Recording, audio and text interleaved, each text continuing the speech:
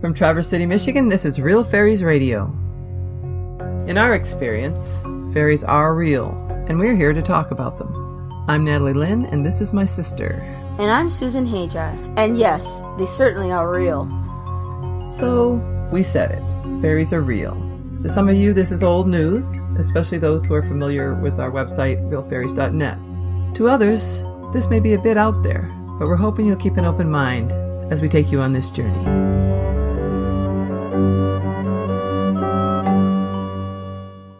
Welcome to our third podcast. In this episode of Real Fairies Radio, we'll do our best to answer some of the many questions you have asked us on our blog, both written and recorded. Mr. E will start us off by talking about how to communicate with the elves. Today, he'll give us part one of a series he has planned in response to your numerous questions on this subject. Next, to change things up just a little bit, Susan and I are going to share 2 audio clips from recent interviews we had with a dragon and a brownie. Honestly, I don't think we could have found 2 beings that were more different from each other, and we're going to talk a little bit about what it was like doing those interviews. At the end of our segment, we'll also be answering a couple of your questions. And finally, just like our previous podcasts, our last segment will feature Mr. E answering audio questions you have recorded for him on our website. Only this time, he will answer some of your written questions first. If you have just happened upon this podcast and don't know who Mr. E is, or who we are for that matter, I urge you to listen to our first podcast entitled How It All Began. There, we explain our connection to Mr. E and the fairy realm and why he is here talking with us. That podcast and much more information can be found on our website, realfairies.net. All right, we're ready to go. So here's Mr. E on communicating with the elves. Okay, my thought for the humans is that I think the way to understand and to open for communication to our kind is to take away all the darkness. Don't bring it with you. The further away you are from the darkness, the more we will be able to communicate with you. So how do they not take the darkness with them? Well, if they're working at communicating with the earth itself, okay, if they connect with the earth, they can connect with us. I believe because that. we are in tune with the earth. And that is like the channel to get there. Do you see? Yes. So if you're a person, let's see, who likes to talk to trees, or feels the tree energy, or feels the energy in the stone, then chances are you'll be able to talk to one of us. Or we're more than likely to notice you over the other ones. And try to keep the darkness and the negativity in your life down as much as possible. It's not easy, but I'll help with that. I've got a plan about that in particular. What I will tell you is how to listen. Because listening is what it really is all about anyway. That's right. I'll teach the people to listen to nature, to the things around them, and not to block the negative ones that are coming in. The more aware you are, the less scary those negative things are, because you realize that is just an energy too that can be also moved away. It's an object. Okay, I'm going to throw you at this pencil. Yes. And look, you caught it because you could see the pencil coming. All right? Right. This is an example. The pencil is negative energy. You caught that negative energy. You didn't let it affect you. You see what I'm saying? Yes, I do. And this is what I need to teach the people. And so you need that so that they will be able to see it or be aware of it. They need to be aware of it, know it's happening as it's happening, and get rid of it as it's going on. And you see, the more you are aware of the energies around you, the more you have the chance to take them and move them away. So I get what you're saying. It's a good starting point because without clearing the negativity away, you can't do jack. And no one from that realm is really going to be that interested. No, you can't, because you're clouded with all that negative energy.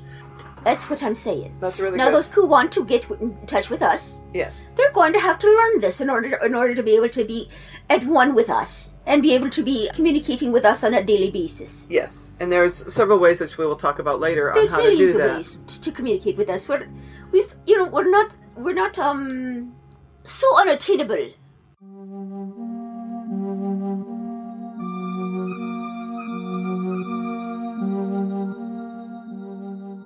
Mr. E has promised more information on communicating with elves in our next podcast. Next up, Susan and I talk about our recent interviews. Okay, Susan.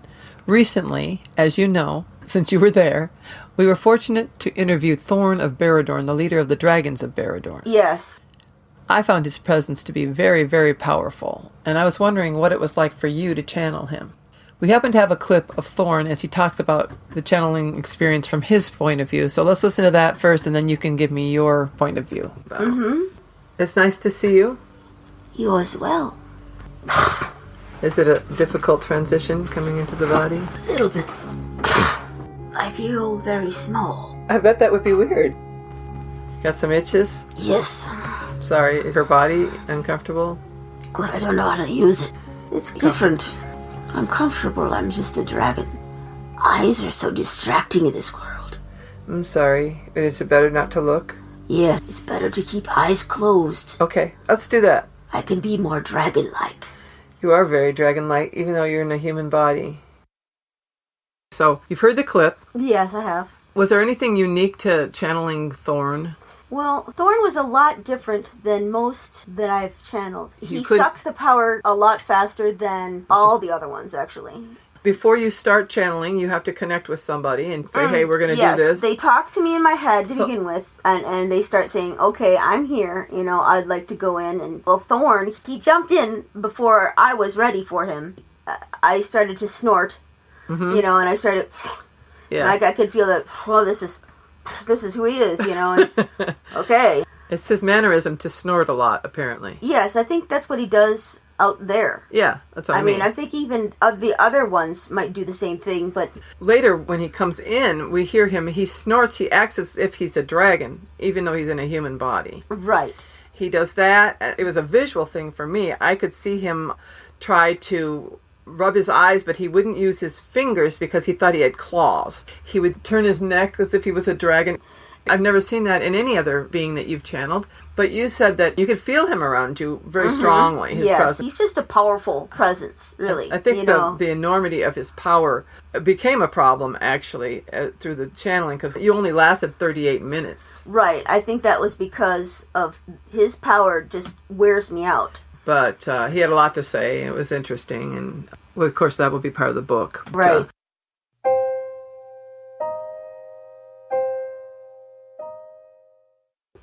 Okay, so that was Thorn, and then we had Namatook, who was a brownie. Namatook, yes. He was a very interesting presence also. Yes. Not at all like Thorn. No. The energy wasn't the same at all. No, energy is totally different. And that was something you could handle easily. Yes, that wasn't difficult.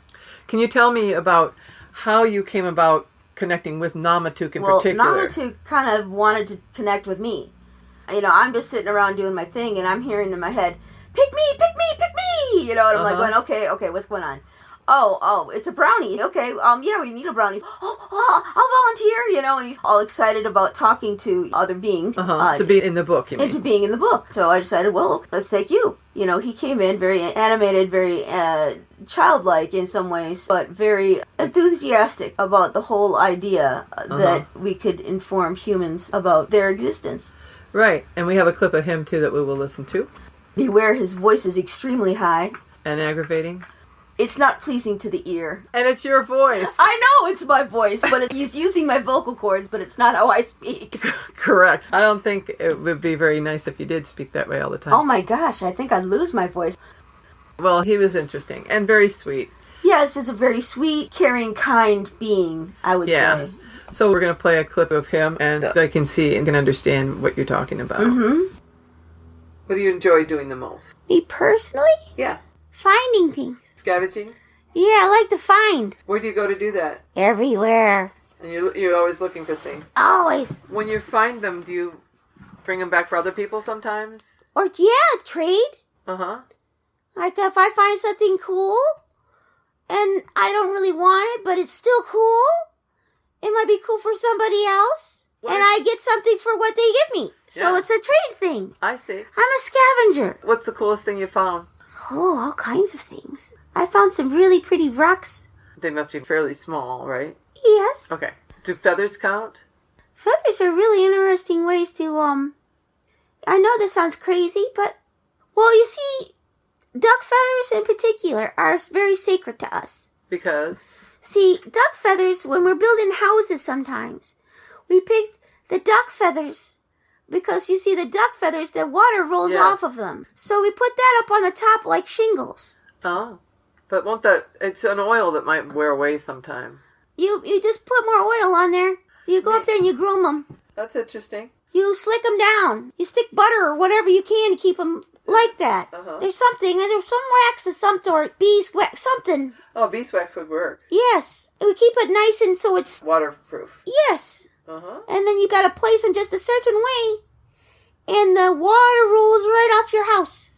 Wow, that's a good way to do it. Are you getting tired?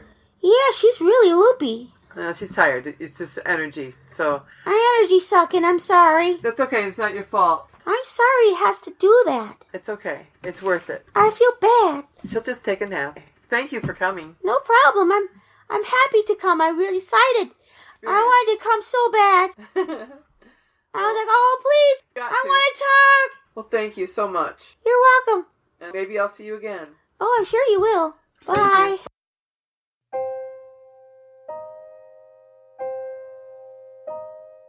So, moving on to some questions that people have asked. I've got a couple on dryads. Dryads are very interesting. First of all, what is a dryad? A dryad is the spirit that lives in the tree. Yes, much like humans have souls, trees have souls, that we refer to them as dryad. So, this is from Dina. Hi, Dina. She would like to know, if someone wanted to leave an offering for a dryad, what should that be? Which is interesting because we have just been talking about this. Yes. And we've been planning on doing this very thing. Yeah. So. In fact, just the other day I went to pick up some ribbon because I wanted to put some streamers on the branches of grandmother and maybe hang some things by it or something. I should mention that grandmother happens to be the name of the dryad that lives in our backyard. There are other things you can do too. You can put a wish on a ribbon and hang it on a tree. The other thing that we thought is also for grandmother in particular, she's a mulberry tree, and when her berries are ripe, she feels... Which they are right now. Right. She feels very happy to be able to feed the wildlife. And so my daughter Katie suggested taking a pine cone and putting peanut butter on it and then put seeds on that. It's an offering to nature, and trees will definitely appreciate that. I think that's a great idea. That and ribbons and like you said, put your wishes on there or put something on there that will honor the tree in some way. I agree. Now, Betsy asks, are there ways of befriending dryads, even if you don't have any sort of telepathic abilities? Yes. It doesn't always have to be through telepathy to communicate with the said tree. You know, just touching it and feeling it sometimes will give you what you want to know. I think the closer you get to a tree, and that's where tree hugging probably comes in. Yes. They will send you energy as well. Most people, if they quiet their mind enough, can ask a tree something and probably get an answer. Oh, I'm pretty sure of that. You know, I don't think it belongs to just a select few. Right. I think you just have to trust that you're hearing what you're hearing. Exactly. That's how it is with everything. So what if you go to a park and you sit there and you talk to a tree and you don't get anything the first time?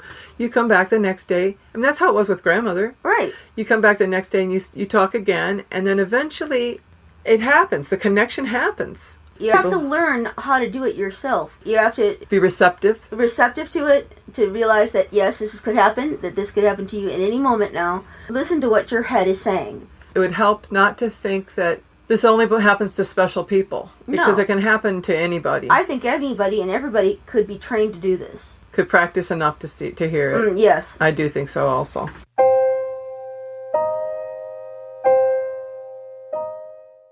All right, this will be our last question, and then we'll turn it over to Mr. E for the rest of the podcast.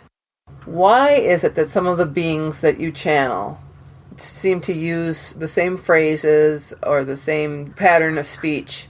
I can answer that question. Okay. Okay, well, there's a few pieces to that. One is when they speak in an Irish accent, that has to do with how they learned English. And if they're not doing that at all, they're using my dialect and my data bank. Yeah. They're pulling from my brain.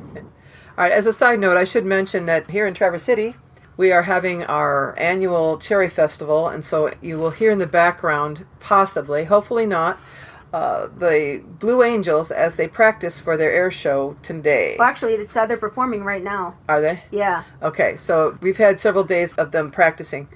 So now they're going to be, I guess, performing for the next 3 days, and we just really didn't want to wait. And might sound like we're in a war zone. Don't worry, we aren't.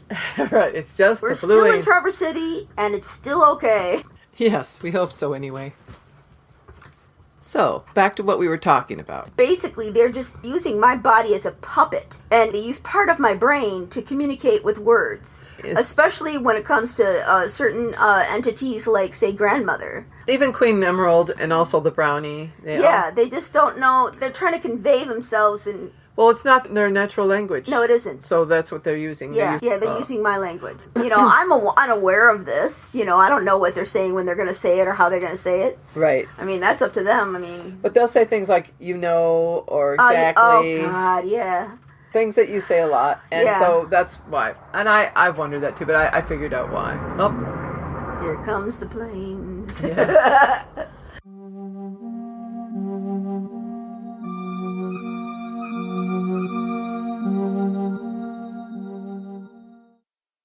It's time for a final segment, Ask Mr. E.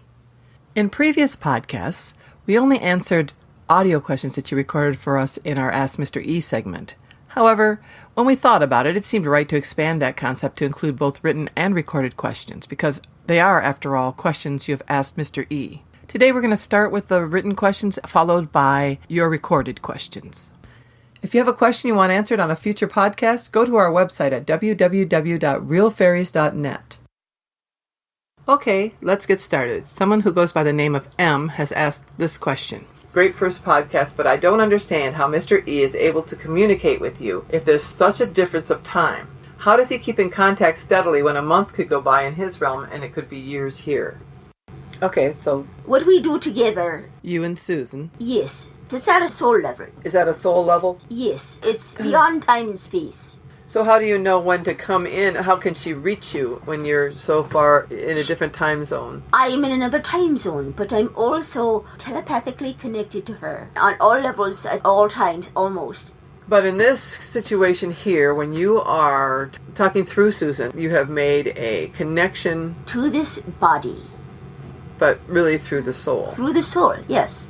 And there is no time in that case. No, there is no time. Time doesn't exist anyway. I know.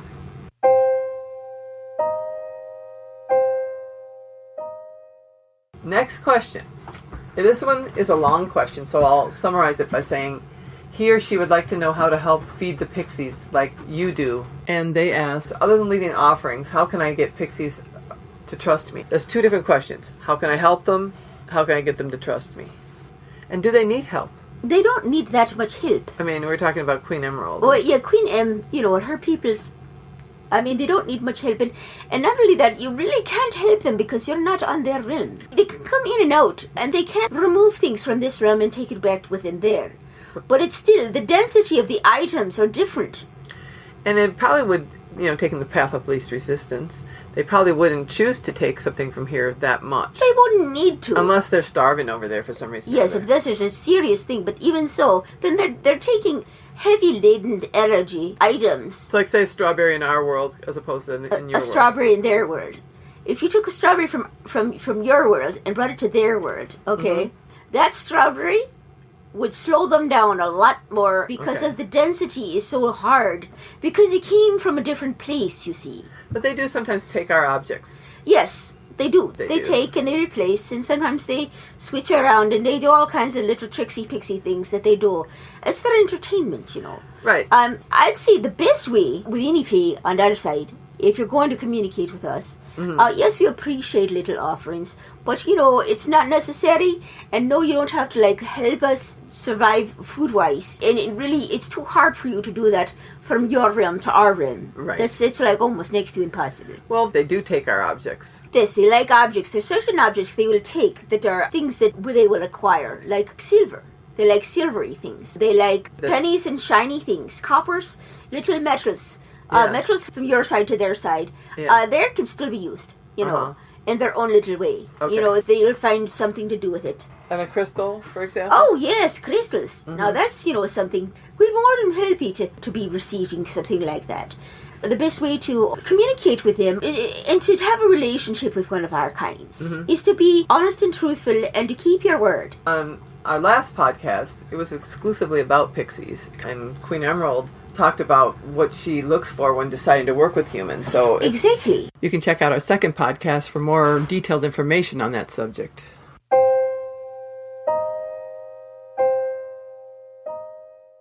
All right, moving on to our recorded questions. We're going to start off with a question from Kelly.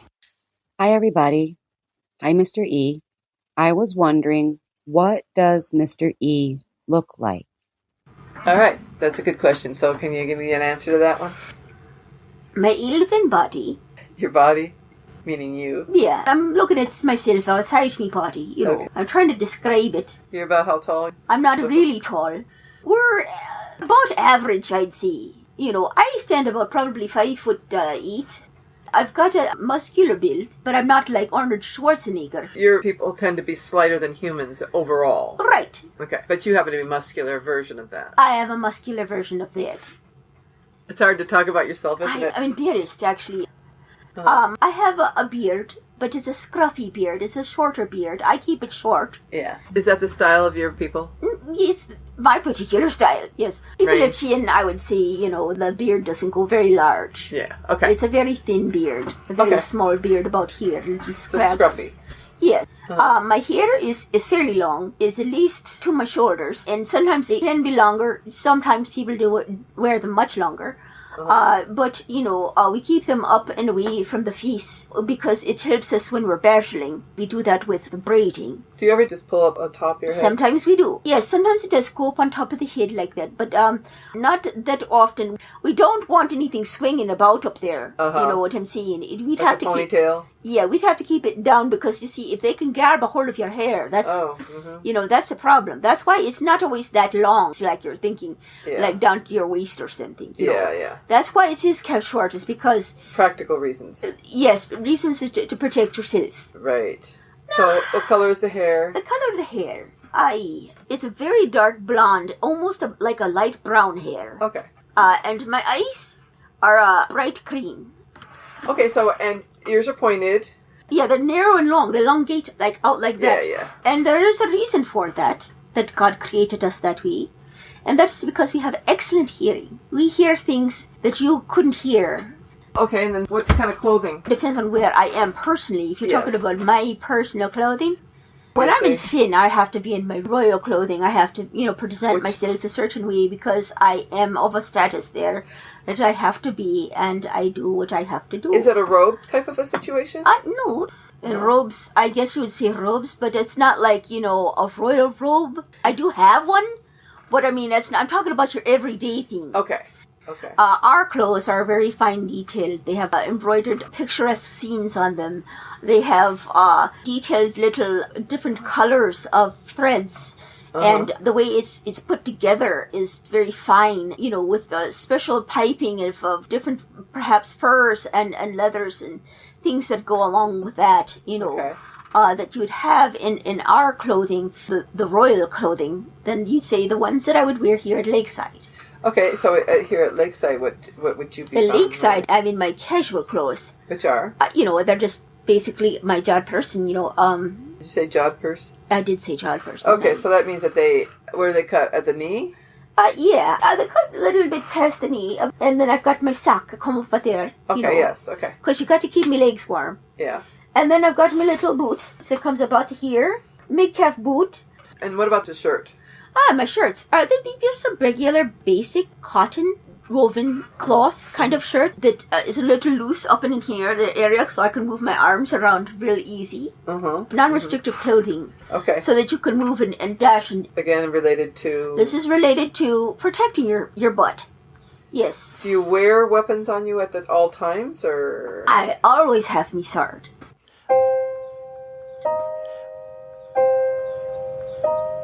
Our next question comes from Envy. Yes, I would like to ask you a question. Recently, I've been dreaming of a castle with black and white ivory and a throne room. A man with pale white skin and black hair, and another woman with him, who I presumed would be his daughter. She also has pale white skin and black hair. But she was almost like a caged bird in this place, whose wings were clipped in that cage. I wanted to ask you if you guys knew more about this, or if it's related to the Eight or the Fae. Okay, what's your answer to that question? Is it anything you recognize? Yeah, it does. I do recognize a lot of things that he said there. Really? Yeah, you do. I recognize it, especially the clipped wings things. Really? Yeah. Okay, you see, when you're a royal, your life is not your own, ever. Right. Mm-hmm. Really, ever. You know, what we long for more than anything is to be free of that. You know, that'd be great, you know. Well, and you must really like it in Lakeside. Oh, it's wonderful there. You know. Okay. I'm having a great time. Are you kidding me? Yeah. I don't have to worry about all that stuff back home. But this person had dark hair and pale skin. Is that something that you recognize? Yeah, it depends on where you're located. Even my own brother has dark hair. And we all have very fair skin. Mm-hmm. We're not, I wouldn't say pale, like a vampire pale. Fairly pale. Okay, so you're saying that this could be somebody from some realm that you don't necessarily know. It could be any one of them.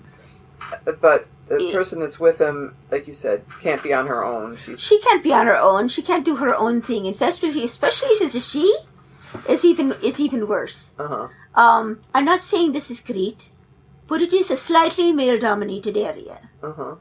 You know, there are women who can come to power, of course, yes, and who can turn the world on its ear.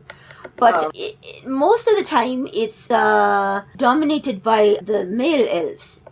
Are you talking about outside of Finn? I'm talking outside of Finn. Okay. I'm not talking Finn. Finn is a totally different situation. Right, what you're saying. Finn has decided on its own path to go beyond all of that. But most of them out there, other than us, are like that. So it's kind of likely he might have actually tapped in somewhere. He could have easily have tapped into somewhere like that and found the princess that she was not happy because she can't do everything she really wants to do. And she has to follow a certain code and a way to be.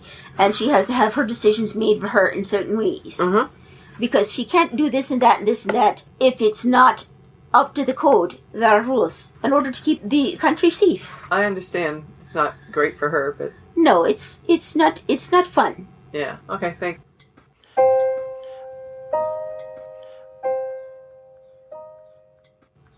Hello, my name is Shane Fortier, and it's so pleasant to get to talk to you, Mr. E. I really wish I could get to meet you and your fairy folk in person, or by contacting a mine. I am 15 years old, and I am a boy who always believes that there's a greater power out there in the world. And I also believe in the supernatural and hope to get to experience it someday. The reason why I'm recording this question is because I've read a lot about how you guys are one with nature and even cooperate with animals, even undiscovered species like Bigfoot. Let me get to the point here. When I was little, I always dreamt a scene. Well, I really hope people don't make fun of me of this, but I want to see and know everything about dinosaurs.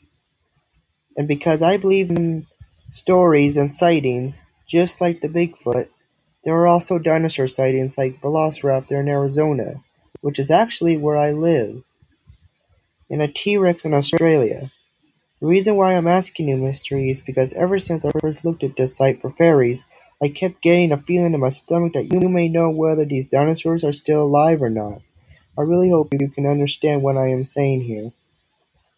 I wonder if fairies existed back at the age of the dinosaurs, and if you could actually reason with these animals just like you can in the modern day with modern animals.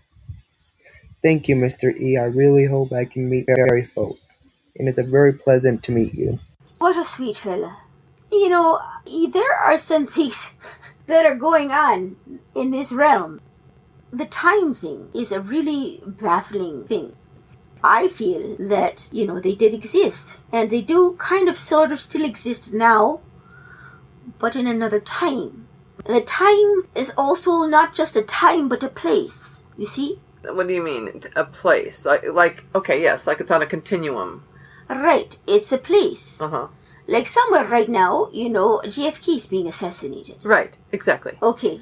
Now, let's just say, for example, he said that something was sighted in Arizona. Could there be a shift where for a moment... That's what I'm saying. Okay. It's a shift in time, and it also happens even in history. Yes. Like you've got your things that are going on in Pennsylvania. Gettysburg. Yes, where the Great War was, held, and where the time shifts will happen. Yes. Time shifts happen. So in that way, yes, they do exist. Now, as far as them existing in this realm, in this time, I'm not sure. There might be some, I mean, you can't be everywhere. It's a giant planet. You say that if they really are being seen and Right. not just, like, misunderstood or whatever, Right. if that's and happening. If seeing them in the physical form, then at that time, in that moment, you're in their time, or they're in your time, for a minute or two, or whatever it is, and then they fade back into where they belong. It's an overlapping of something. It's a rift in time somehow. It's a rift. It's not a solid matter, this time. Right. It is fluid. And it moves and it shifts, and it's not something that you can just say, time your watch to it. Well, Susan and I had a situation where yes. we did have a time shift for ourselves. Time shifts, reality shifts happen. They do. And people, are used to thinking that everything goes continually like it's supposed to, but that isn't true. That is a lie you want to tell yourself. Well, so that you can feel comfortable in the world you live in. Yeah, probably.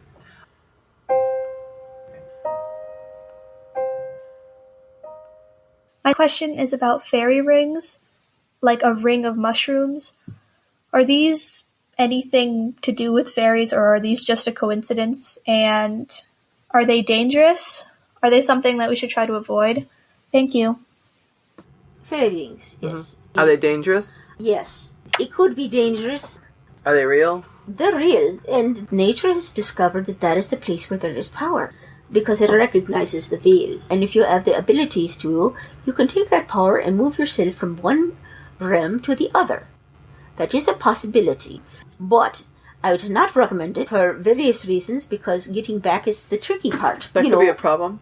Yes, there are stories of back in the day where people go into these realms wanting to be with the Fae and leaving the earthly realm behind. And we don't know how that turned out for them either. No, we don't. So that might not have been a great idea. So. Right, what are they going in with? They go in there with nothing.